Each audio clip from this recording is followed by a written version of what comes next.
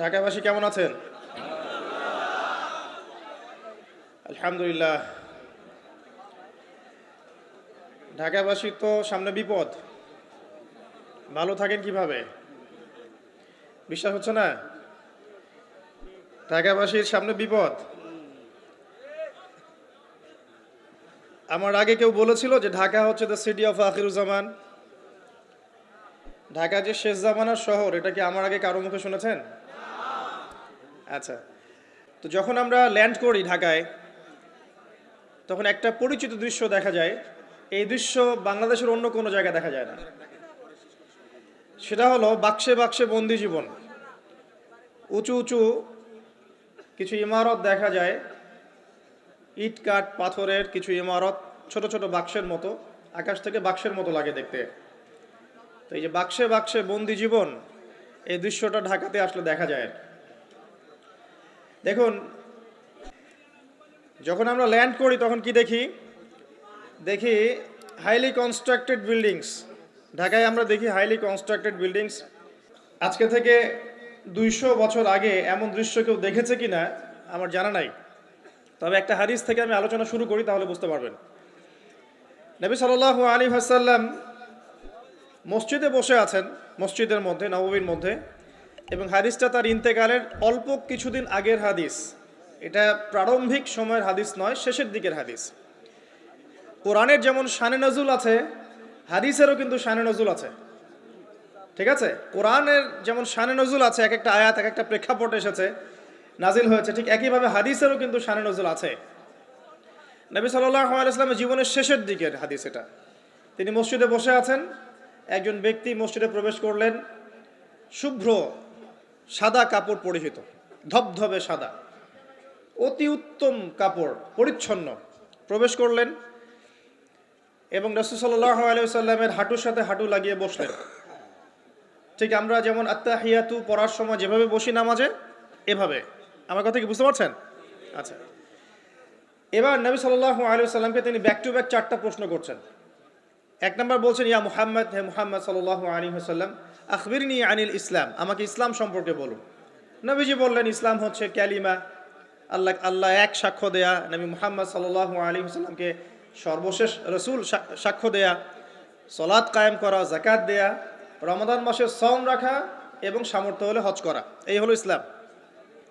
তিনি বললেন, সাদাকতা, আপনি সত্য বলেছেন। ওমর রাদিয়াল্লাহু আনহু বলছেন, ফাআজিবনা লাহু ইয়াসআলুহু ওয়া ইউসাদ্দিকুহু, আমরা তার প্রশ্ন শুনে অবাক হয়ে গেলাম। সে নিজেই প্রশ্ন করছে, নিজেই আবার সত্যায়ন করছে। যে প্রশ্ন করছে সে তো জানার জন্য প্রশ্ন করছে।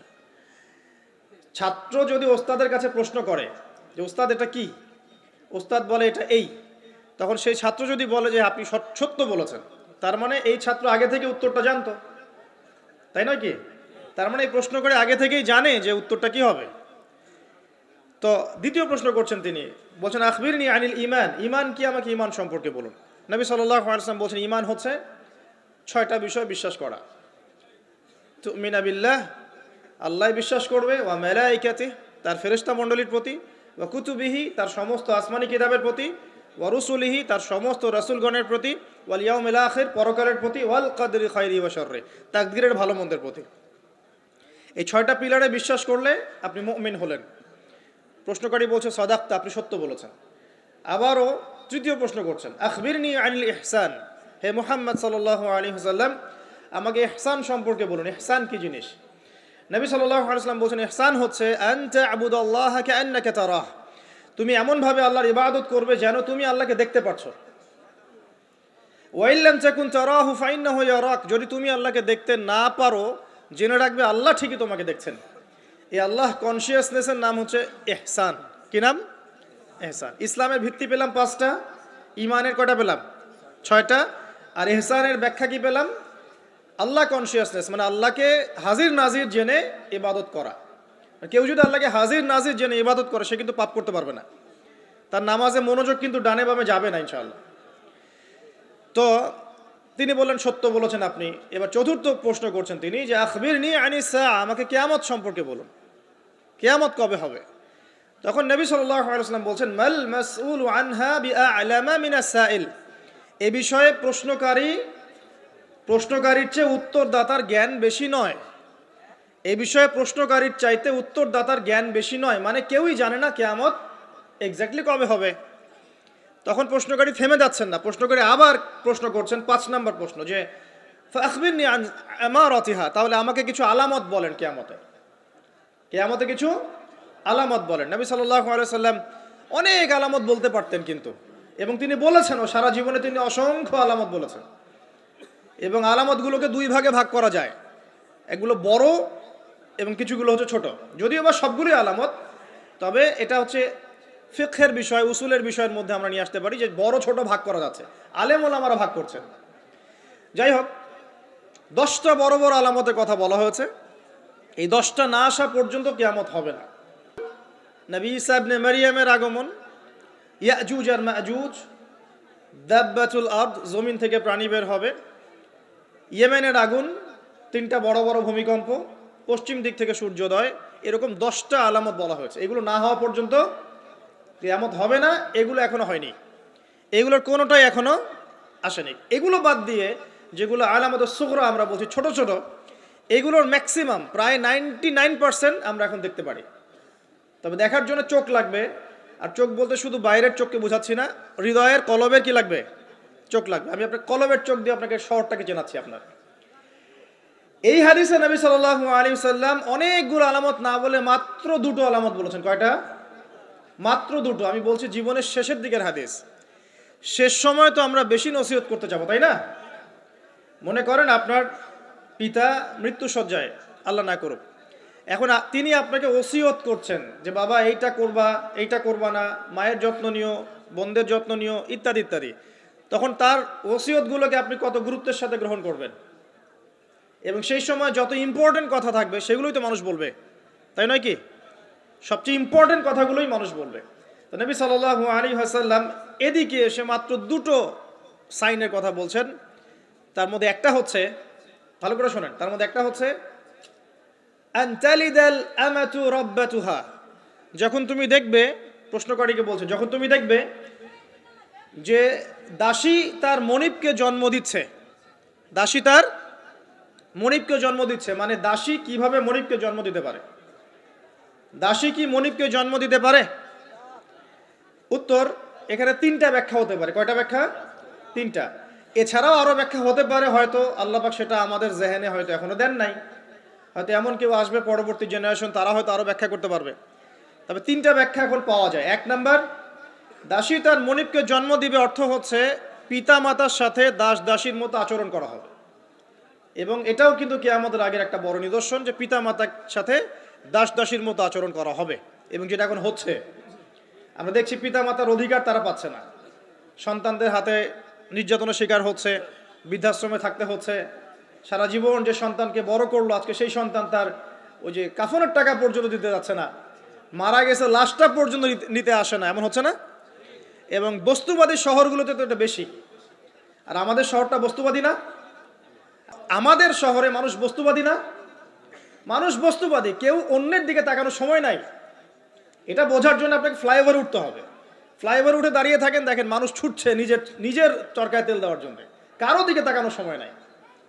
এই সকাল থেকে শুরু হয়, রাত একদম 3টা 4টা পর্যন্ত এটা চলছে, সারাদিন 24/7। উদ্দেশ্য কি? দুনিয়া। অল্প কিছু মানুষের বাইরে আছে যাদের উদ্দেশ্য আখেরাত, বেশিরভাগের উদ্দেশ্য কি? দুনিয়া। বাড়ি গাড়ি টাকা জমি জমা স্ট্যাটাস, দ্যাটস অল। মানে মানুষের এই কনসেপ্টটাকে বলা হয় মেটেরিয়ালিজম। কি বলে? মেটেরিয়ালিজম মানে বস্তুবাদিতা। কি বলে? কথা বলেন। বস্তুবাদিতা। মুমিনের চিন্তা থাকে পরকাল কেন্দ্রিক, যে কাজে পরকালের স্বার্থ আছে আমি সেই কাজ করব, যেই কাজে পরকালের স্বার্থ নয় আমি করব না, এটা মুমিনের চিন্তা।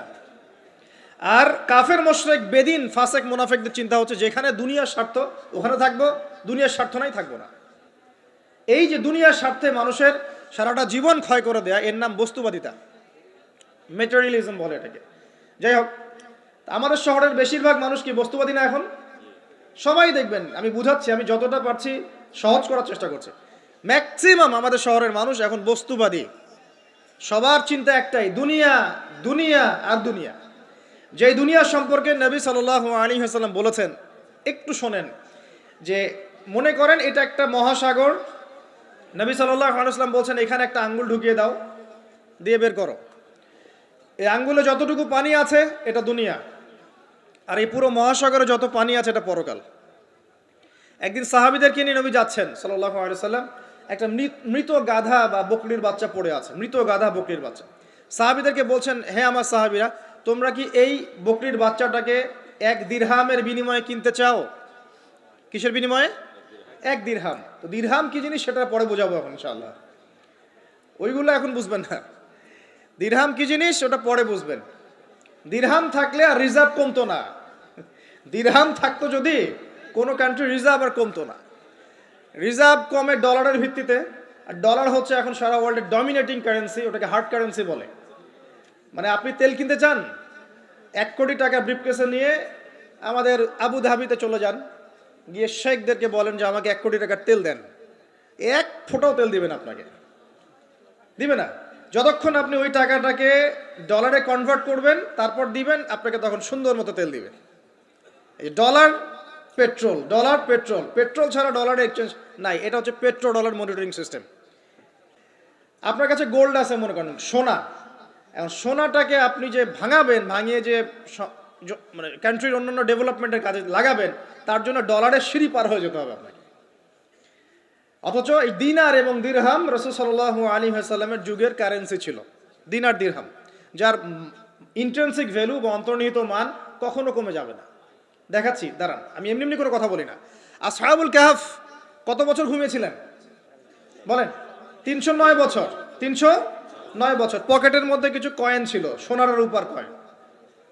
এই এলাকা ছেড়ে চলে গেছে, গুহার মধ্যে ঘুমিয়েছে, রাত কাটাবে, আল্লাহ পাক ঘুম পাড়িয়ে রেখেছেন 309 বছর। 309 বছর ঘুম থেকে ওঠার পর তারা বলছে, কেম লাবিস্তুম, তোমরা কতদিন ঘুমিয়েছো? একজন বলছে লাবিস না ইয়াওমান আও বা'দা ইয়াওম, একদিন ঘুমিয়েছি বা একদিনের কিছু অংশ ঘুমিয়েছে। ঠিক আছে, ঘুম থেকে উঠেছে, এখন ক্ষুধার্ত আমরা, যাও এই মুদ্রাগুলো নিয়ে বাজারে যাও, বাজারে গিয়ে দেখো ফালয়ানজুর আইয়ুহা আজকা তুআমা, খেয়াল করে দেখো কোন খাবারটা উত্তম পবিত্র, ওটা নিয়ে আসো। তো 309 বছর একটা মুদ্রা নিয়ে ঘুমানোর পরেও মুদ্রার মান কমে যায়নি। ওই টাকা দিয়ে ঠিকই রুটি কেনা গেছে। এখন আপনি আপনার কারেন্সিগুলো নিয়ে 309 বছর ঘুমানো লাগবে না, আপনি 10 বছর ঘুমান। 10 লাখ টাকা নিয়ে 10 বছর ঘুমান, 10 লাখ টাকার মান যদি 9 লাখ টাকায় না নেমে আনছে, তাহলে আমি নাম বদলাই ফেলাবো। এখন 1 লাখ, দাঁড়ান, ঠিক বলেন না, দাঁড়ান, বুঝেন আগে। এখন এই যে 1 লাখ টাকার মানটা হারালেন আপনি, 1 লাখ টাকার মানটা আপনি হারিয়ে ফেললেন, তো ওই 1 লাখ টাকা আর্ন করার জন্য আপনাকে শ্রম দিতে হয়নি? আপনার মাথার ঘাম পায়ে ফেলতে হয়েছে না? তাহলে আপনার শ্রমটা গেল কোথায়? তাহলে কেউ আপনার শ্রমটা লুটে পুটে খেয়ে ফেললো। যেহেতু আপনার কারেন্সির মানটা ডলার বেসড, এই কারণে ওই মনিটরিং সিস্টেম যারা চালায় ওরা আপনার এভাবে করে শ্রমটাকে সিজ করে ফেলে দেবে। আর আমি যদি আপনাকে আমার ফার্মে কাজ করিয়ে সারাদিন কাজ করানোর পরে আপনাকে কোনো পারিশ্রমিক না দেই, শ্রমের কোনো মূল্য না দেই, আপনি আমাকে জালেম বলবেন না? বলবেন কি না? ঠিক এই কারণে আমরা বলছি এই মনিটরিং সিস্টেমটাই জুলুম। আর নবীজি বলছে দিনারের কথা বলছেন, দিরহামের কথা বলছেন। এটা যদি আপনার পকেটে থাকতো 309 বছর কেন, 1000 বছর পর উঠলে ওটার মান সেটাই থাকবে, কমতো না। এই হলো ইসলামিক কারেন্সি। তো এটা নিয়ে কথা বললে আবার এক শ্রেণীর ঘুমটাওয়ালা শায়েখ আছে, কিছু সত্য কথা ওরা হজম করতে পারে না। তখন দেখা যায় যে একটা ফতোয়া দিবে, এ খারেজি হয়ে গেছে, ফাইজলামি পাইছে আর কি। কে খারেজি একটু বলে নেই। খারেজি আকীদাটা কি আসলে? খারেজি আকীদা হচ্ছে কোনো ব্যক্তি অন্য কোনো মুসলমানকে যদি কবিরা গুনাহ করার কারণে কাফের মনে করে। কথা বোঝেন? আপনি সুদ খেয়েছেন বা ঘুষ খেয়েছেন বা জেনা করেছেন, এগুলো কবিরা গুনাহ। এখন আমি যদি বলি যে সুদ ঘুষ জেনা করার কারণে আপনি কাফের হয়ে গেছেন, আপনাকে হত্যা করা জায়েজ, তাহলে আমি খারেজি। বুঝতে পারছেন কথা? কিন্তু আমি কি কখনো এরকম কোনো কথা বলেছি? এই যে মনিটরিং সিস্টেম নিয়ে কথা বললাম, এর সাথে কবিরা গুনার কি সম্পর্ক আর খাওয়ারিজমের কি সম্পর্ক? আবার কোনো কোনো ক্ষেত্রে দেখা যায় যে পলিটিক্যাল সমালোচনা করলে খারাজি টাইটেল দিয়ে দিবে। ওই যে বললাম, আমাদের শেখদের কাছে যান মিডল ইস্টের, গিয়ে আপনি দেন, টাকা দেন, তেল দিবে না, ডলার না দিলে বলবে এই যে এন্টি মিডল ইস্ট কথা বলেছে, অতএব সে খারিজ হয়ে গেছে। আর আমি আপনাকে একটা এক্সাম্পল দিই, শোনেন, বোঝেন কথাগুলো, বোঝেন। ইয়াজিদের নাম শুনেছেন? ইয়াজিদ ভালো শাসক ছিল না খারাপ শাসক ছিল? তার আমলে হুসাইন রাদিয়াল্লাহু আনহু শাহাদাতের ঘটনা ঘটেছে, হাররার যুদ্ধ ঘটেছে, সে মদিনা আক্রমণ করেছে, মক্কাও আক্রমণ করেছিল, ম্যাসাকার করেছে। বহু সাহাবী তার এই শাসন মেনে নেয় নাই। তার মধ্যে একজন হচ্ছে আব্দুল্লাহ বিন জুবাইর রাদিয়াল্লাহু আনহু, জুবাইর ইবনে আওয়াম রাদিয়াল্লাহু আনহু ছেলে। তার অনুসারী অনেক সাহাবী ছিলেন।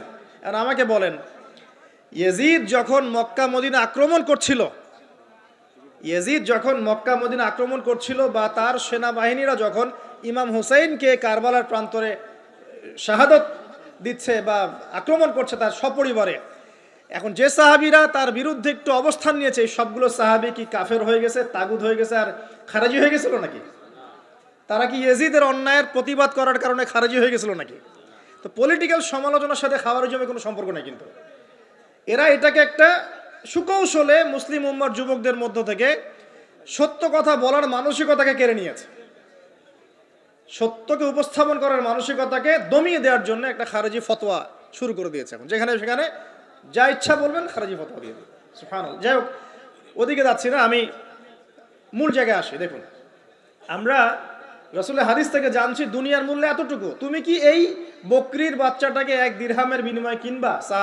সাহাবীরা বলছেন 1 দিরহাম কেন ইয়া রাসূলুল্লাহ সাল্লাল্লাহু আলাইহি ওয়াসাল্লাম, বিনা মূল্যেও যদি আপনি আমাকে এটা দেন বা আমাকে এটা দেয়া হয়, আমি এটা কিনবো না। বিনামূল্যেও যদি আমাকে এই মৃত বা এই পচা গলা এই গাধার বাচ্চা বকরির বাচ্চাকে দেয়া হয়, আমি কিনবো না। নবী সাল্লাল্লাহু আলাইহি ওয়াসাল্লাম বলছেন এটাই হচ্ছে দুনিয়া।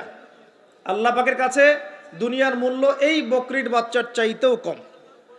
তো এখন আমরা যারা বস্তুবাদিতায় লিপ্ত আছি, দুনিয়ার এই যে ফিকির, সারাদিন দুনিয়ার ফিকির মানুষকে এমনভাবে পেয়ে বসে না, মানুষ দুনিয়ার আলাপ ছাড়া কোনো কথাই বলতে চায় না। দেখবেন একজন আলেমের কাছে বসবেন, সে আপনাকে কোরআনের কথা বলবে, হাদিসের কথা বলবে। একজন দুনিয়াদার মানুষের পাশে বসবেন, 1 ঘন্টা বসে থাকলেও একটা কোরআনের কথা বলবে না, আর হাদিসের কথা মুখ থেকে বের হবে না।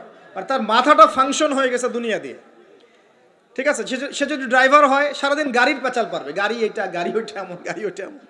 সে যদি ইকোনমিক সেক্টরের মানুষের বলবে এই যে ব্যবসা এমন, এই ব্যবসা এমন, ওই ব্যবসা এমন। সুদী মহাজন হয়, বলবে এই এখানে সুদ দিলে এত হবে, এখানে দিলে এত হবে। আর পলিটিক্স যদি করে তাহলে সারাদিন পলিটিক্যাল আলাপ করবে। দুনিয়ার সেক্টরে যারা পটু আর কি, দুনিয়ার ফাংশনটা মাথায় এমনভাবে ইনস্টল করা থাকে যে এটা ছাড়া অন্য কোনো কথা তার মুখ থেকে বের হবে না। নবী সাল্লাল্লাহু আলাইহি ওয়াসাল্লাম দুনিয়াকে এত তুচ্ছ করেছেন। এখন আমি আপনাকে বোঝাচ্ছিলাম যে আনতালিদাল আমাতু রাব্বাতুহা, দাসী তার মনিবকে জন্ম দিবে, এর অর্থ একটা এই যে পিতামাতার সাথে এখন দাসীর মতো আচরণ করা হবে। সেটা কি হচ্ছে না বলেন?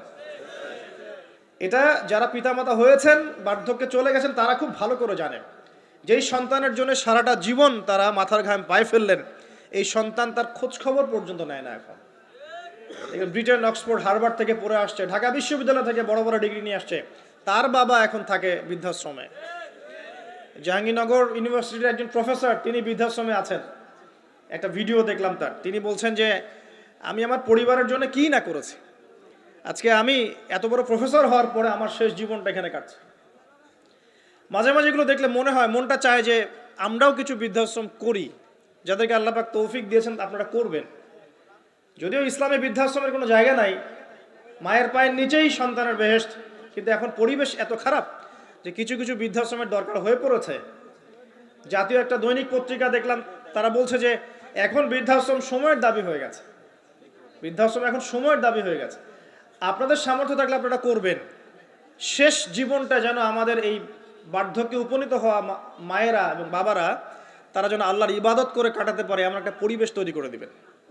টেনশন ফ্রি ভাবে তারা যেন 3 বেলা খায়, জিকির আজগার করে, তাসবিহ তাহলিল করে, কোরআন তেলাওয়াত করে, শেষ জীবনটা যেন ঈমান ইসলামের উপর থেকে মৃত্যুবরণ করতে পারে, এরকম একটা ব্যবস্থা করে দেন।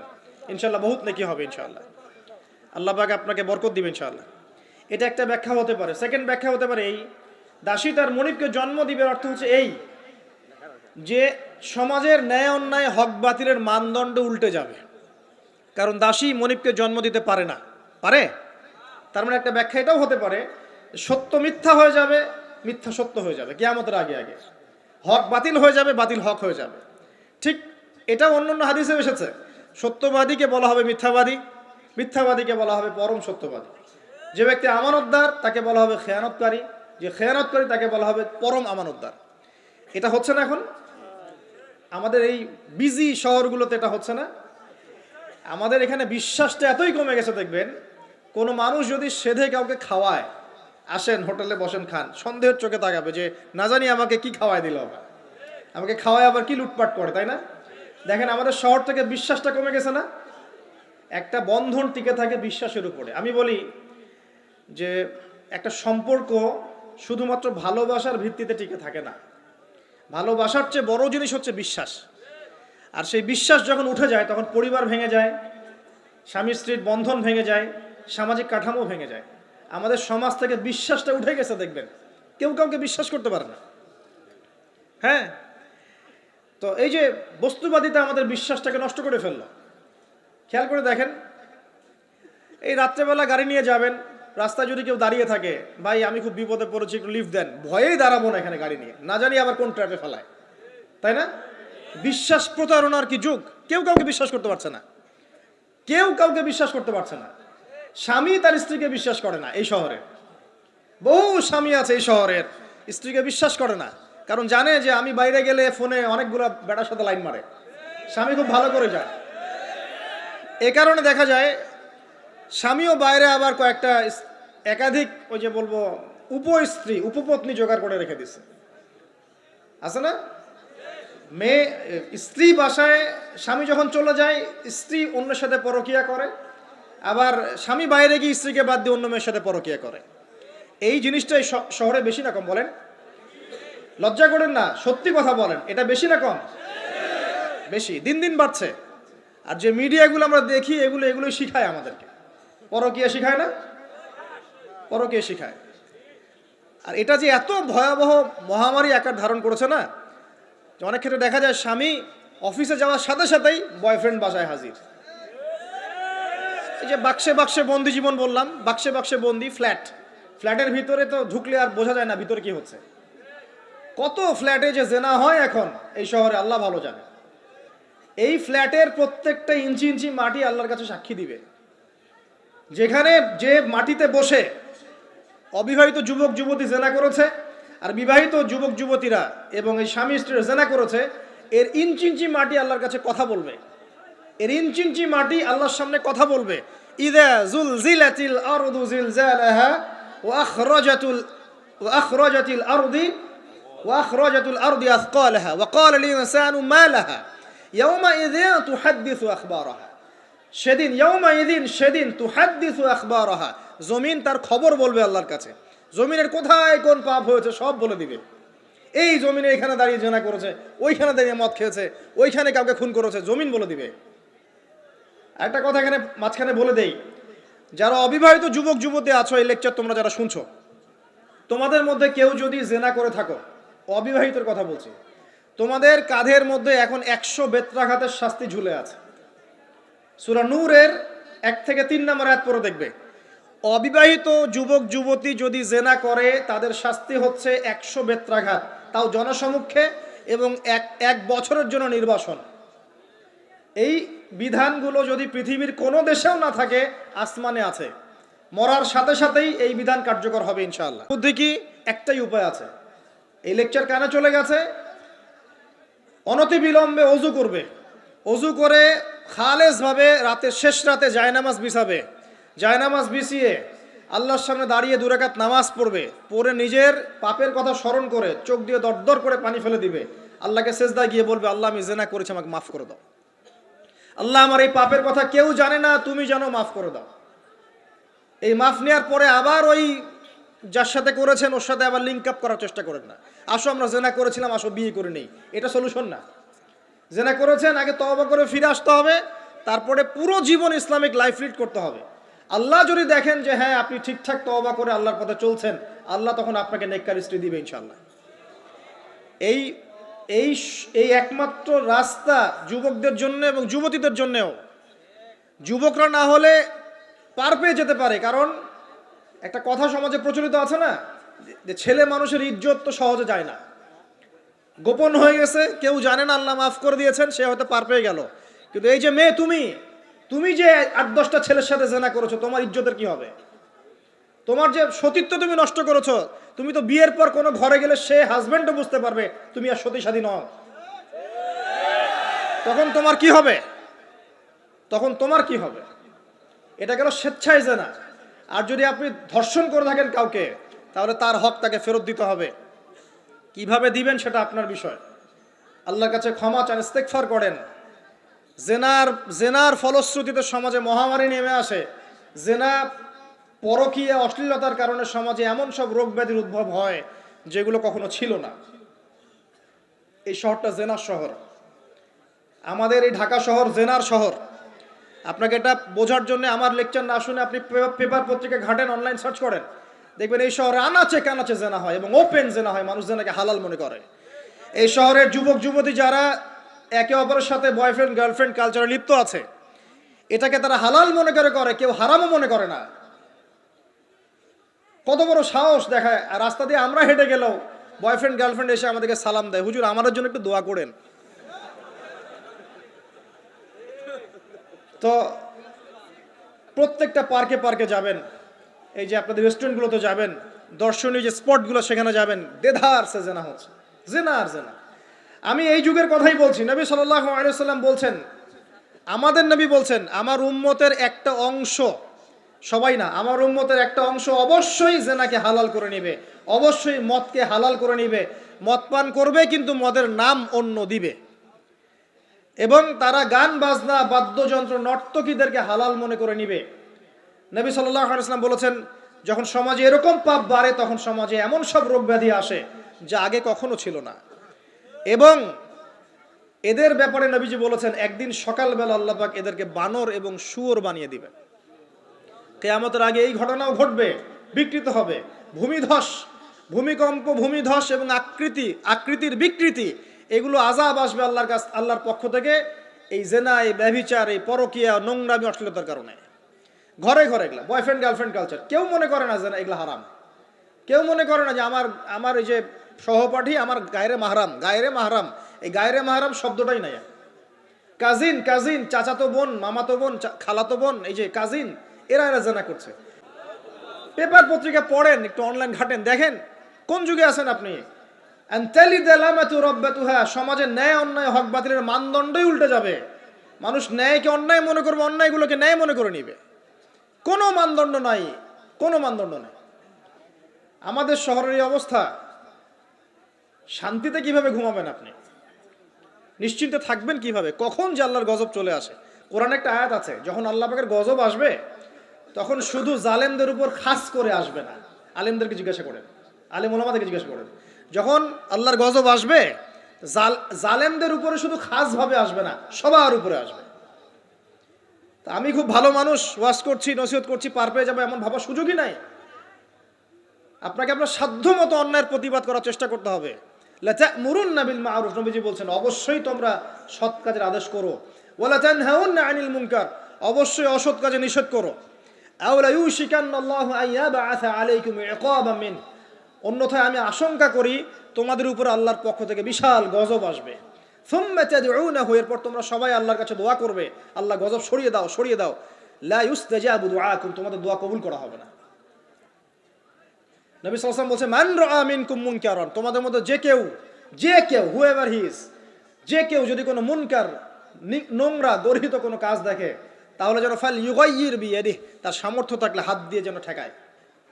সামর্থ্য থাকলে হাত দিয়ে যেন ঠেকায়। যাদেরকে আল্লাহ পাক হাত দিয়ে ঠেকানোর ক্ষমতা দিয়েছেন তাদেরকে আল্লাহ জিজ্ঞাসাবাদ করবেন, কেন ঠেকালে না তুমি? জেনার লাইসেন্স দিলে কেন? মদের লাইসেন্স দিচ্ছ কেন? ঠেকালে না কেন তুমি? অন্যায় কাজকে ঠেকালে না কেন? যদি তুমি না পারো, আইল্লাম ইয়াস্তাতি, যদি সে না পারে, তাহলে ফাল ইউগাইয়ির বিলিসানি, তাহলে যেন মুখ দিয়ে সেটা প্রতিবাদ করে। এই যে মুখ দিয়ে প্রতিবাদ করার ক্ষমতা আলেম ওলামার আছে, যাদের হাতের ক্ষমতা নেই, মুখের ক্ষমতা আছে। সেটাও যদি না পারো, আইল্লাম ইয়াস্তাতি, সেটাতেও যদি সে সক্ষম না হয়, ফাবিকলবিহি, তাহলে যেন অন্তর দিয়ে ঘৃণাটা পর্যন্ত করে। ওয়াবিযালিকা আদওয়াফুল ঈমান, এটা হচ্ছে ঈমানের সবচেয়ে নিকৃষ্ট একটা অবস্থা, সর্বনিম্ন অবস্থা। এর নিচে ঈমানের কোনো অবস্থাই নাই। তার মানে অন্যায় দেখে আমাদের যাদের মনে কোনো ফিলিংসই কাজ করছে না, তার মানে আমাদের ঈমান নাই আসলে। সহজ কথা, ঈমানের সেই তেজ নাই আমাদের মধ্যে। আসুন, একটা ব্যাখ্যা এটাও হতে পারে, সমাজে ন্যায় অন্যায় হক বাতিলের মানদণ্ড উল্টে যাবে। একটা জায়গায় যাচ্ছি, তার আগে একটা কথা বলতে ভুলে গিয়েছিলাম। এখন বিবাহিত যারা আছে, এই যে দেবর আর ভাবি, এই যে শালি আর দুলা ভাই, মধুর সম্পর্ক না এগুলা? দাঁড়াও, এগুলো মধুর সম্পর্ক। দেখা যায় সুবহানাল্লাহ, এই যে আমার এখানে ফোন আছে না, আমাদের আমাদের অফিসিয়াল পেজ আছে, অফিসিয়াল পেজে যত প্রশ্ন আসে দেখি ম্যাক্সিমাম জেনা কেন্দ্রিক, ব্যভিচার কেন্দ্রিক, পরকীয়া কেন্দ্রিক। একজন প্রশ্ন করেছে যে দুলা ভাইয়ের চরিত্র এত খারাপ ছিল, আর ওই মেয়ের বয়স তখন কম ছিল, 13 বছর বয়স। 13 বছর বয়সের মেয়ের দিকে সে চোখ দিয়েছে। যাকে বিয়ে করেছে তার সাথে তো সম্পর্ক আছেই, যাকে বিয়ে করেছে ওর সাথে তো সম্পর্ক আছেই। তারপরে আপনার শালির সাথে সম্পর্ক। এখন শালির সাথে তার 2 বছর ধরে সম্পর্ক করার পর সেগুলোর ভিডিও ধারণ করেছে, ধারণ করে তাকে ব্ল্যাকমেইল করছে যে যদি আমার সাথে খারাপ কাজে সে রাজি না হয় তাহলে এই ভিডিওগুলো ভাইরাল করে ফেলবো। এই যে অনলাইনের যুগ, এখন তো মানুষ নিশ্চিন্তে মানুষ যে একটা প্রাইভেট লাইফ লিড করবে সেটাও করতে পারে না। প্রাইভেট লাইফের সব কিছু রেকর্ডেড হয়ে যায় এখন, হয় না? তো এটা একটা ফিতনা, মহা ফিতনা। এখন সে রেকর্ড করেছে, এইভাবে ব্ল্যাকমেইল করে এই শালীর সতীত্ব নষ্ট করলো। 1 বছর 2 বছর না, 3 বছর ধরে। এখন এই মেয়ে প্রশ্ন করছে পেজের মধ্যে যে এখন তার মানসিক অবস্থা এতই খারাপ, সে জিজ্ঞাসা করছে আমি যদি আত্মহত্যা করি তাহলে আমার পাপ হবে কিনা। এই মেয়েটা যদি আপনার বোন হতো কি করতেন আপনি? আল্লাহ না করুক এই মেয়ে যদি কারো মেয়ে হতো তাহলে কি করতেন আপনি? আপনার কাছের কেউ হলে আপনি কি করতেন? এখানে ওই শাস্তিটা না বলে সামনে যেতে পারছি না। শোনেন, যারা বিবাহিত ব্যক্তি হওয়ার পরেও পরকীয়া করেছেন, বিবাহ করার পরেও পরকীয়ার পাপে লিপ্ত ছিলেন বা এখনো আছেন, জেনে হোক না জেনে হোক করেছেন, অথবা এটা জেনে করেছেন যেটা একটা খারাপ কাজ তারপরেও করেছেন, রাসূলুল্লাহ সাল্লাল্লাহু আলাইহি ওয়াসাল্লামের হাদিস এবং আল্লাহ পাকের কালাম অনুযায়ী তাদের শাস্তি হচ্ছে কোমর পর্যন্ত মাটিতে পুঁতে ফেলে পাথর নিক্ষেপ করে রজম করে হত্যা করা। ইসলামিক যদি কোনো রাষ্ট্র থাকতো বা এটা যদি হতো, ওমর রাদিয়াল্লাহু আনহুর যুগ হতো, তাহলে এই শাস্তির বাইরে আপনি চলতে পারতেন না যদি এটা প্রমাণ হতো। এই শাস্তি যদি দুনিয়াতে কার্যকর নাও হয়, আপনি যদি তওবা না করে মারা যান তাহলে কিয়ামতের মাঠে এই শাস্তি আপনি ভোগ করবেন। খুব মজা লাগছে পরকীয়া করতে। সকালে একটার সাথে, দুপুরে একটার সাথে, আজকে একজনের সাথে রাত কাটান, কালকে আরেকজনের সাথে রাত কাটান, খুব মজা পাচ্ছেন। রাত্রেবেলা মদ খান আর হোটেলে রাত কাটান, সকালবেলা আবার অফিসে যান। আমাদের শহরের এগুলা কালচার কোত্থেকে আসলো? এই শহরকে পবিত্র করবে কে এবং এই শহরের আসল রূপগুলো স্পষ্ট করবে কারা? খুব মজা পাচ্ছেন এগুলোতে। সুবহানাল্লাহ। একটা বিষয় বুঝাই, ইসলামে কেসাস আছে, কেসাস। মনে করেন আমাকে কেউ হত্যা করেছে, আপনি তাকে হত্যা করতে পারবেন। মনে করেন আপনি কাউকে হত্যা করেছেন, ঠিক আমাদের লজের মতো কেউ যদি কাউকে হত্যা করে তাকে ফাঁসি দেওয়া হয় না, এরকমই কেউ যদি কাউকে হত্যা করে ইসলামের বিধান কেসাস করা, মানে হাতের বদলে হাত, চোখের বদলে চোখ, কানের বদলে কান, নাকের বদলে নাক, জানের বদলে জান, যদি প্রমাণ হয়। কিন্তু এখানেও হত্যাকারীর বাঁচার সুযোগ আছে। কিরকম? মনে করেন আপনি আমার পরিবারের কাউকে হত্যা করেছেন, আল্লাহ না করুক। এখন আপনি এসে আমাকে ক্ষমা চাচ্ছেন যে আমার ভুল হয়ে গেছে, আমি রক্তপণ দিব, আমাকে মাফ করে দেন। এখন আমাদের পরিবারে কি আপনাকে বললো ঠিক আছে আপনাকে মাফ করে দিলাম, আপনার কেসাস করার দরকার নেই, আপনি রক্তপণ দিয়ে দেন, তাহলে আপনি বেঁচে থাকার সুযোগ পেলেন। কথা বুঝতে পারছেন? আরেকটা হচ্ছে মুরতাদ। মনে করেন কেউ ইসলামের কিছু বিষয়কে অস্বীকার করেছে, তাকে জেলখানায় বন্দি করে রাখা হবে, সুযোগ দেওয়া হবে যে আপনি কি এগুলো জেনে শুনে বলেছেন নাকি এর উপর অটল থাকবেন না ফিরে আসবেন। সে যদি বলে না আমি তওবা করলাম, আমি এগুলো থেকে ফিরে আসলাম, ও বেঁচে থাকার অধিকার পেয়ে গেল। কিন্তু বিবাহিত ব্যক্তি যারা ব্যভিচার করেছে, বিবাহিত ছেলে বা মেয়ে ব্যভিচার করেছে, তওবা করে যদি ফিরেও আসে, রজমের শাস্তি থেকে বাঁচার কোনো সুযোগ নাই। বুঝাতে পারছি না? একজন মহিলার কথা বলি তারা বুঝতে পারবেন। এটা একজন মহিলা সাহাবীর ক্ষেত্রেও হয়েছে, একজন পুরুষ সাহাবীর ক্ষেত্রেও হয়েছে। আচ্ছা, পুরুষ সাহাবীর কথা বাদ দিয়ে মহিলা সাহাবীর কথাটা বলি। মহিলা সাহাবী এসেছেন, এসে নবীজিকে বলছেন ইয়া রাসূলুল্লাহ তাহিরনি, আমাকে পবিত্র করুন, আমি একটা অন্যায় করেছি, আমি বিশাল একটা অন্যায় করেছি। নবী সাল্লাল্লাহু আলাইহি ওয়াসাল্লাম বলছে কি করেছো তুমি? তখন সে বলছে আমি জিনা করেছি। নবী সাল্লাল্লাহু আলাইহি ওয়াসাল্লাম বলছেন বাসায় যাও, বাসায় গিয়ে আল্লাহর কাছে তওবা করো, আল্লাহ পাক মাফ করে দিবেন। নবীজি এটাকে হাইড করতে চাচ্ছেন, কারণ কি যখন আপনি কেস আদালতে নিয়ে যাবেন তখন তো উপায় নাই, আপনাকে তো বিচার করতেই হবে। তুমি বাসায় ফিরে যাও, তওবা করো, আল্লাহ মাফ করে দিবেন।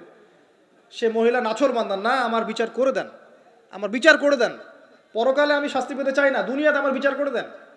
নবী সাল্লাল্লাহু আলাইহি ওয়াসাল্লাম বলছে তুমি কি গর্ভবতী হয়েছো? হ্যাঁ, জেনার কারণে আমি গর্ভবতী হয়ে গেছি। এরকম হচ্ছে না এখন? আর যে অ্যাবর্শন করছে না ওই যে ক্লিনিকে গিয়ে, এটাও ট্রেন্ড হয়ে গেছে। হইল, সমস্যা কোথায়? কি এমন হয়েছে? আমার কি কেরিয়ার নষ্ট হয়ে গেছে? ফ্যামিনিস্ট নোংরা মেয়ে কোথাকার। তারপরে এই মেয়ে বলছে হ্যাঁ আমি গর্ভবতী হয়েছি ইয়া রাসূলুল্লাহ। নবী সাল্লাল্লাহু আলাইহি ওয়াসাল্লাম বলছেন বাসায় ফিরে যাও, সন্তান যখন খালাস হবে তারপরে এসো বিচার করে দেব। 9 থেকে 10 মাস সে এই সন্তানকে গর্ভে ধরলো। ধরার পরে সন্তান যখন খালাস হয়ে গেল, সে নবীর কাছে এসে সন্তান কোলে নিয়ে নবজাতক, ইয়া রাসূলুল্লাহ সাল্লাল্লাহু আলাইহি ওয়াসাল্লাম দরুদ পড়বেন, আমাকে পবিত্র করে দিন, আমার সন্তান হয়ে গেছে এখন। নবী সাল্লাল্লাহু আলাইহি ওয়াসাল্লাম বলছেন সন্তান কি দুধ খাচ্ছে? হ্যাঁ দুধ খাচ্ছে। তাহলে তুমি তাকে দুধ পান করাও। কত বছর দুধ পান করাতে হয়? 2 বছর। 2 বছর দুধ পান করাও, দুধ পান করা শেষ হবে তারপরে এসে তোমার বিচার করে দিব। এবার 2 বছর দুধ পান করানোর পর এই মহিলা এসেছে, সন্তানের হাতে একটা রুটি। নবীজিকে বলছেন ইয়া রাসূলুল্লাহ সাল্লাল্লাহু আলাইহি সাল্লাম, আমার সন্তান এখন রুটি খেতে পারে, আমার সন্তান এখন রুটি খেতে পারে, আমার বিচার করে দিন। তখন নবী সাল্লাল্লাহু আলাইহি সাল্লাম বলছেন সাহাবীরা, তোমাদের মধ্যে কেউ কি আছো এই সন্তানের দায়িত্ব নিবে? একজন আনসার সাহাবী বলছেন আমি দায়িত্ব নিব।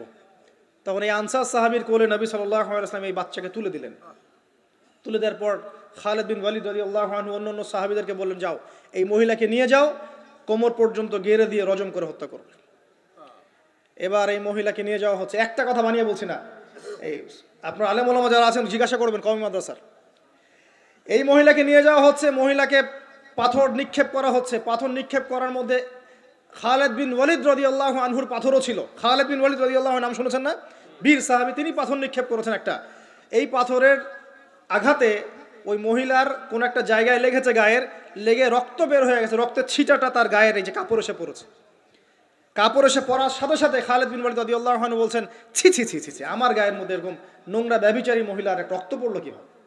এরকম একটা তাচ্ছিল্যের কথা বলেছেন। তখন নবী সাল্লাল্লাহু আলাইহি ওয়াসাল্লাম বলছেন হে খালিদ তুমি থামো, হে খালিদ তুমি চুপ করো।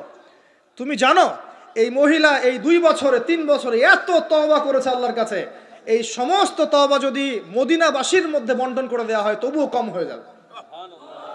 আর আমি এখন দেখছি এই মহিলা জান্নাতে সাঁতার কাটছে।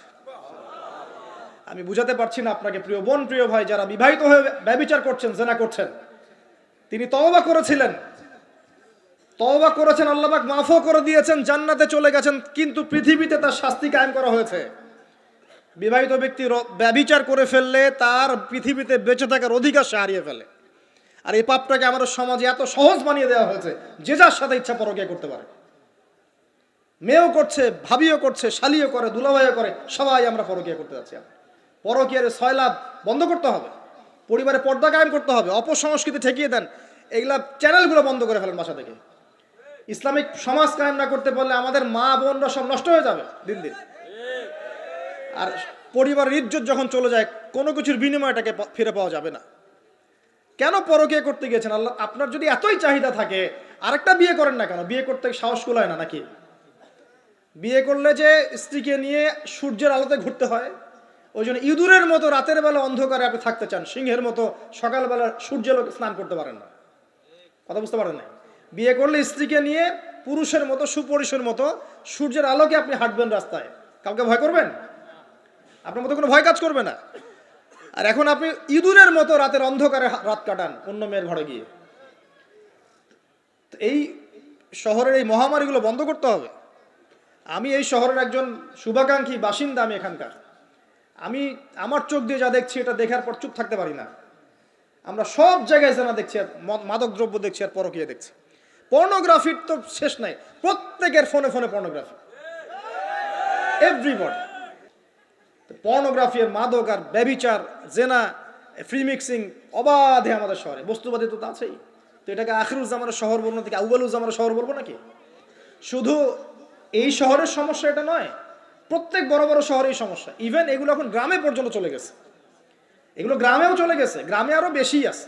দেখবেন শহরের ছেলেরা তো জিন্স আর টি শার্ট পরা মেয়েদেরকে দেখে অভ্যস্ত না, এরা না একটু কন্ট্রোল করতে পারে। আর যখন একটা গ্রামের ছেলে পর্নোগ্রাফি দেখবে, সে তো আর নিজেকে কন্ট্রোল করতে পারে না। বুঝতে পারছেন না? আমাদের শপিং মলগুলোতে গেলে আমরা দেখি টি শার্ট আর গেঞ্জি পরা মেয়ে ঘুরছে, তাই না?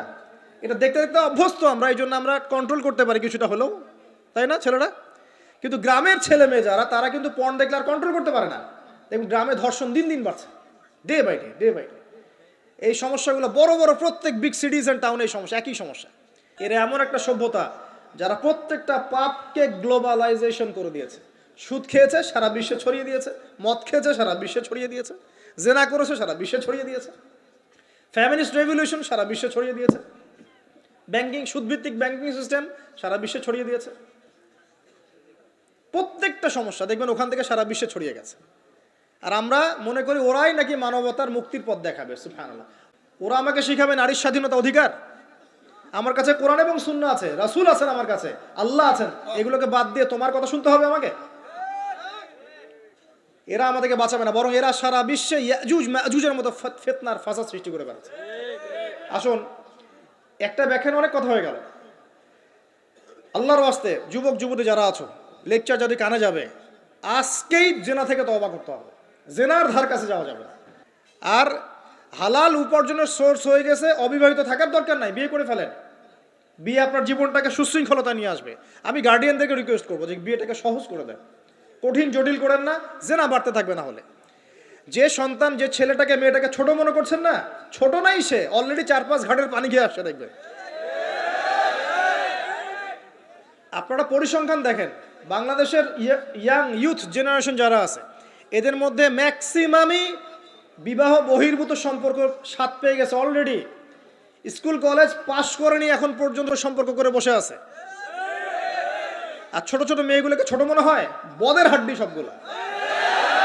সব জায়গায় দেখবেন এরা বেশি বদের হাড্ডি। কেন বলছি জানেন? এরা ছেলেদেরকে সিডিউস করে, ভালো মেয়ে কোথায় খুঁজে পাবেন এখন? খুব রেয়ার, খুব ডিফিকাল্ট, খুবই ডিফিকাল্ট। এমনকি আর ভিতরে কথা বলতে গেলাম না, আমার ফ্যামিলির, আমাদের স্ত্রীরা তো মাদ্রাসায় পড়েছে, বলে নাই? ভিতরে কথা বলতে গেলাম না, মাদ্রাসায় পড়া মেয়ে কেমন করে এগুলা কাজ করতে পারে? অতএব বিয়েটাকে সহজ করেন, জেনাটাকে বন্ধ করেন, পরকীয়া রাস্তা বন্ধ করেন। এগুলো শাস্তি দুনিয়াতে না পেলেও পরকালে পেতে হবে। কিন্তু রাসূলুল্লাহ সাল্লাল্লাহু আলাইহি ওয়াসাল্লাম মেরাজের রাতে গিয়ে দেখে এসেছেন যে একটা চুলা দেখেছেন, চুলা তন্দুর চুলার মতো, নিচের দিকটা ফাঁপা, উপরের দিকটা সরু, আগুন জ্বলছে দাউ দাউ করে, এক শ্রেণীর মানুষকে পোড়ানো হচ্ছে। আগুন যখন ফ্লো বাড়ছে, মানুষ উপরে আসছে, ফ্লো কমছে, নিচে নামছে, এভাবে আর কি। রাসূলুল্লাহ সাল্লাল্লাহু আলাইহি ওয়াসাল্লাম জিজ্ঞাসা করলেন, ইয়া জিবরিল, এরা কারা? জিবরাইল আলাইহিস সালাম বলছে, এরা আপনার উম্মতের সেই সব ব্যক্তি যারা জেনার পাপে লিপ্ত ছিল, এবং তাদের এই আযাব থেকে এত দুর্গন্ধ বের হচ্ছে কল্পনা করতে পারবেন না।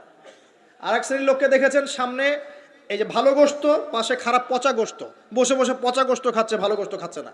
শাস্তি হচ্ছে কবরে, বারজাখের জগতে। নবী জিজ্ঞাসা করছেন, এরা কারা? জিবরাইল আলাইহিস সালাম বলছে, এরা হচ্ছে আপনার উম্মতের সেই সব ব্যক্তি যাদের ঘরে পবিত্র স্বামী ছিল, পবিত্র স্ত্রী ছিল, তাদের সাথে সন্তুষ্ট না থেকে তারা পরকীয়া করেছে।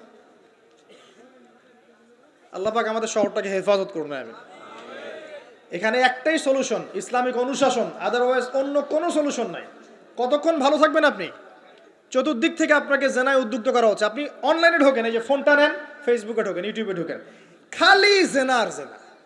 মানে জেনাটাকে এমনভাবে দেখানো হয় যে কি যে মজার একটা বিষয়, কি যে মজা একটা। অথচ জানেন, জেনার মধ্যে যার্রা পরিমাণ কোনো সুখ নাই। আপনি হালালভাবে বিয়ে করেন, আপনি যে সুখটা পাবেন, আপনি শত শত জেনা করলে সে সুখ পাবেন না। আসেন, অনেক লম্বা না করে আমি ফিনিশিংয়ের দিকে টানছি এখন এদিক থেকে।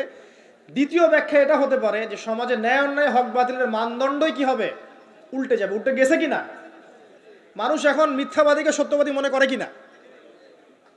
এবং ওয়ার্ল্ডে যত বড় বড় মিথ্যা নিউজগুলো হয়, সবাই এগুলোকে সত্য মনে করে না। আর সত্য নিউজগুলোকে মানুষ মিথ্যা মনে করে। আমানতদার একটা ব্যক্তি বলে যে চরম খেয়ানতকারী ব্যক্তি বলে আমানতদার। যার চরিত্র দেখবেন সবচেয়ে খারাপ, ওকে বলছে একেবারে কি চরিত্র, মহান চরিত্র অধিকারী একটা। আর সবচেয়ে উন্নত চরিত্র অধিকারী নবী সাল্লাল্লাহু আলাইহি ওয়াসাল্লামকে মানুষ গালি দেয়, তাই না? তো দেখেন, মানদণ্ড উল্টে গেছে। আরেকটা ব্যাখ্যা বলছি এই হাদিসের শব্দটার, আনতালি দালামাতু রাব্বাতুহা। হ্যাঁ, সত্যি সত্যি দাসী মনিবকে জন্ম দিতে পারে, এটা বোঝার জন্য এই যুগটাই সবচেয়ে উৎকৃষ্ট। কিভাবে জন্ম দিতে পারে দেখুন, একটু মনোযোগ দেন। ফ্যামিনিস্ট রেভলিউশনের কারণে বহু মেয়ে বাইরের সভ্যতা, যারা এইসব কান্ট্রিতে না, বাইরের কান্ট্রিগুলোতে বাচ্চা কাচ্চা নেওয়ার সময় পায় না। ফ্যামিনিস্ট রেভলিউশনের কারণে বহু মেয়ে বাচ্চা কাচ্চা নেওয়ার সময় পায় না। বাচ্চা নিবে কিভাবে? এখন সন্তান তো দরকার। তখন কি করে, মধ্যবিত্ত নিম্ন মধ্যবিত্ত কান্ট্রিগুলো থেকে কিছু মেয়েকে হায়ার করা হয়, তাদের যে গর্ভটা এটাকে হায়ার করা হয়, যে তোমার গর্ভে আমার স্পার্ম ইনজেক্ট করা হবে এবং 9 মাস সেখানে সন্তানটা হবে, তারপর সন্তান জন্ম দিয়ে তুমি তোমার অনারিয়াম নিয়ে চলে যাবে। মনে করেন একটা কাপল, ওদের তো মেয়েদের বাচ্চা কাচ্চা নেওয়ার সময় নাই, তো প্রোগ্রেস এগিয়ে যাওয়া, ইজ্জতও থাকে না, 10-15 বছরের মধ্যেই সারা জীবন এভাবেই তারা চলে, 10টা-20টা জেনা হয়, এগুলো কোনো বিষয় না। ডিভোর্স তো সকালে বিয়ে হলে বিকেলে ডিভোর্স হয়, বাচ্চা কাচ্চা নেওয়ার ফুরসত নাই।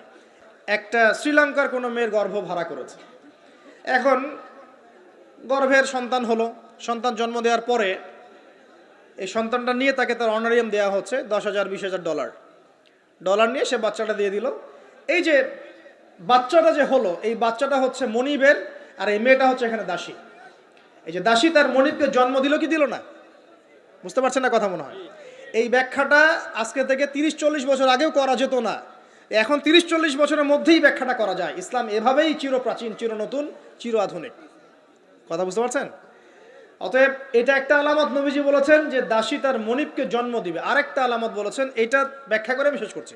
দেখুন কোন হাদিসের কথা বলছি। ওই যে ব্যক্তি আসলো সাদা কাপড় পরে, 4টা প্রশ্ন করলো, তার মধ্যে শেষ প্রশ্ন হচ্ছে কিয়ামত কবে হবে। নবীজি বলছেন আমি তো জানি না, কারণ এক্স্যাক্টলি কোন ডেটা হবে আমরা কেউ জানি না। প্রশ্নকারী উত্তরদাতার জ্ঞান সমান। আলামত বলে দেন, প্রথম আলামত বললেন এটা। সেকেন্ড আলামত কি বলছেন, খুব ভালো করে শুনুন। দ্বিতীয় আলামত বলছেন ওয়ান তারাল, যখন তুমি দেখবে, ওয়ান তারাল হুফাতাল উরাতাল আলাতা রিয়াশাই ইয়াতাতাওয়ালুনা ফিল বুনিয়ান, এরকম 5টা শব্দ। যখন তুমি দেখবে সমাজের সবচেয়ে নিম্ন শ্রেণীর, বিনা কাপড়ের, বিনা জুতার, মানে কাপড় কেনার টাকা নাই, জুতা পরার টাকা নাই, নগ্ন পদের, নগ্ন দেখে, রিয়াশাই মানে হচ্ছে এই রাখাল শ্রেণীর মানুষ, এই শ্রেণীর মানুষরা যখন ইয়াতাতাওয়ালুনা ফিল বুনিয়ান, উঁচু উঁচু অট্টালিকা নির্মাণের প্রতিযোগিতা করবে, তখন তুমি কিয়ামতের অপেক্ষা করতে থাকো। জীবনের শেষের দিকের হাদিসে মাত্র 2টো আলামত, ঠিক এই যুগের কথাই নবীজি বলেছেন। এই যুগ যখন চোখের সামনে দেখতে পারবে, ফ্যান্টাসির সা, কিয়ামতের অপেক্ষা করো।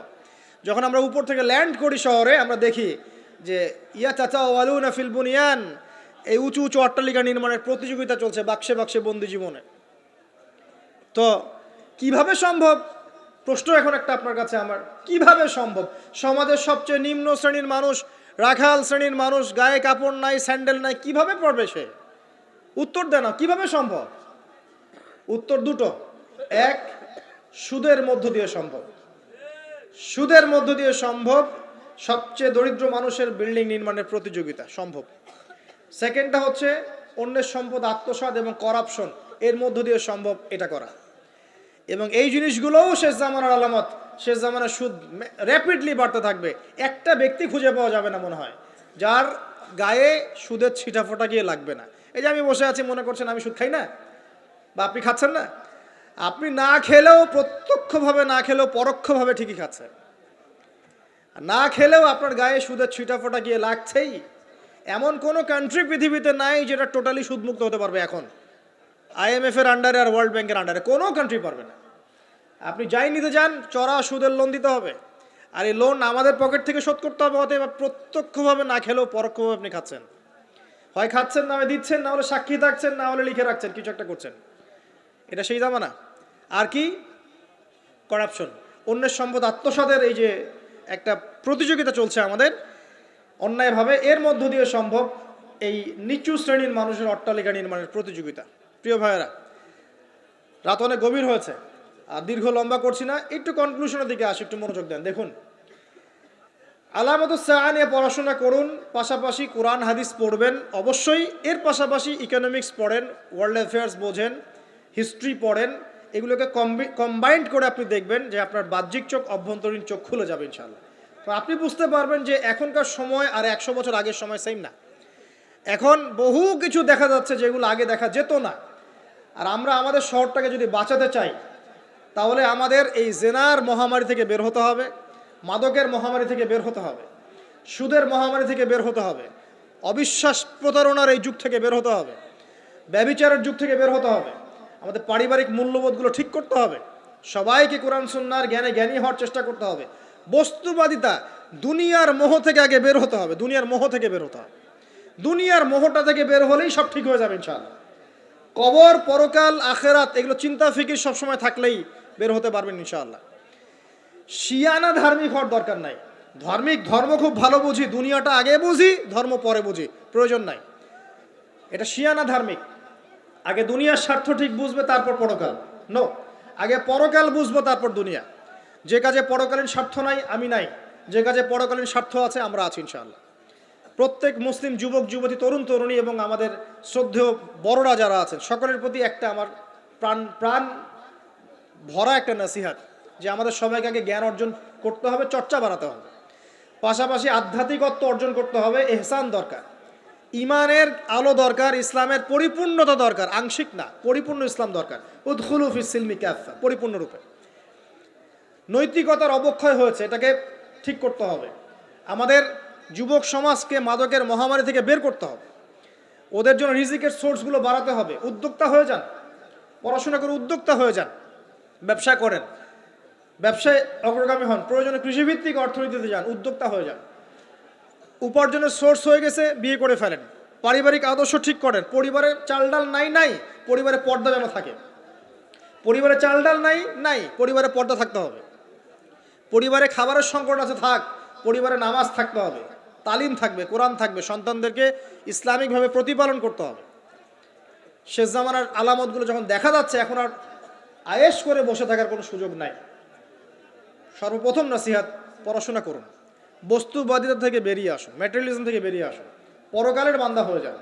পরকাল ঠিক আছে, তারপর দুনিয়া ঠিক করেন। অল্পতে সন্তুষ্ট থাকার চেষ্টা করেন। এত বেশি প্রয়োজন নয় আমাদের। দুনিয়ার জীবনে এসেছি একটা পানির মতো, হাতের মধ্যে লেগে থাকা পানি, আর পরকালটা পুরো মহাসমুদ্র। মৃত গাধার মতো দাম নয় আল্লাহর কাছে দুনিয়ার। অতএব এত বেশি ফোকাস করার দরকার নেই। যতটুকুতে আমাদের হয়ে যায় ব্যাস সন্তুষ্ট থাকেন। মা বোনদেরকে পর্দা রাখার চেষ্টা করেন, আপনার মেয়ের দিকে খেয়াল রাখেন, মেয়ের দিকে খেয়াল রাখেন। এই 8 বছর 9 বছর মেয়ে হয়ে গেছে, ওর দিকেও খেয়াল রাখতে হবে আপনাকে। ফ্রি মিক্সিং বন্ধ করেন। আপনার মেয়েকে পড়াতে চান, আপনি মেয়েদের স্কুলে দেন, মেয়েদের কলেজে দেন, মেয়েদের মাদ্রাসায় দেন। ফ্রি মিক্সিং আছে ওখানে দিয়েন না। আপনি চাকরি করতে যাচ্ছেন মেয়ে হয়ে, যেখানে মেয়েরা চাকরি করে সেখানে করেন। ছেলেদের সাথে ফ্রি মিক্সিংয়ে যায়েন না। যদি ইজ্জতের মূল্য থেকে থাকে তাহলে এগুলো করেন।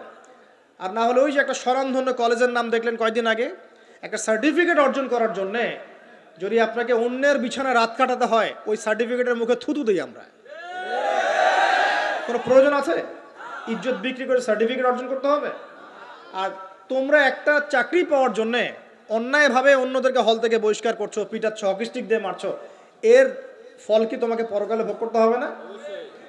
একটা চাকরির জন্য তুমি তোমার গায়রতকে বিসর্জন দিয়ে দিলা, অনেস্টিকে বিসর্জন দিয়ে দিলা। রিজিকের মালিক কে? অতএব আল্লাহ রিজিক দিবে তোমাকে। অন্যায়ের সাথে আপোষ করে চাকরি পেতে যাও না।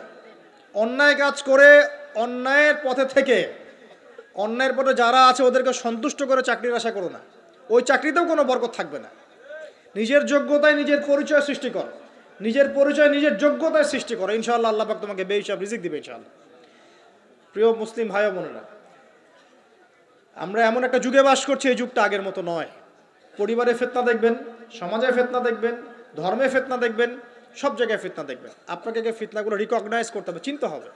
চেনার জন্য জ্ঞান লাগবে, আল্লাহর নূর লাগবে, আমল বাড়াতে হবে, বেশি বেশি সুন্নাহ লাগবে, নবী সাল্লাল্লাহু আলাইহি ওয়াসাল্লামের সুন্নাহর উপর থাকতে হবে, পারিবারিক আদর্শ ঠিক করতে হবে, দাওয়াতের কাজ করতে হবে, আমর বিল মারুফ নাহি আনিল মুনকারের কাজ করতে হবে। এরপর ইনশাল্লাহ দেখবেন আস্তে আস্তে মুসলিমদের কমিউনিটির মধ্যে এই যত সমস্যা আছে ইনশাল্লাহ কেটে যাবে। আমরা জানি এই সমস্যাগুলো সাময়িক। পৃথিবী যেহেতু সাময়িক, পৃথিবীর সব কিছুই সাময়িক। পৃথিবী যেহেতু একটা সাময়িক জায়গা, এখানকার সব কিছুই সাময়িক।